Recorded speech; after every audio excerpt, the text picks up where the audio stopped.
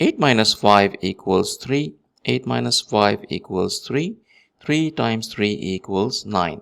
But this answer is not right, because according to the order of operations, we must solve parentheses, then exponents, then multiplication and division, and finally addition and subtraction.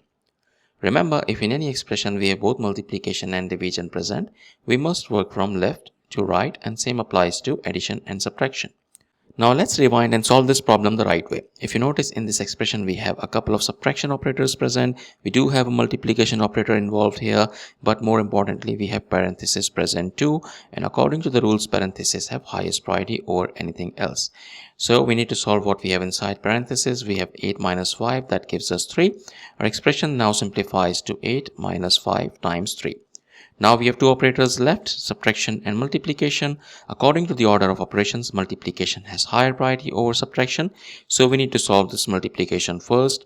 5 times 3 equals 15. And finally, 8 minus 15 equals negative 7, which is the final and correct answer to this problem. Thank you for watching. Please like the video, comment your answers, and subscribe to our channel.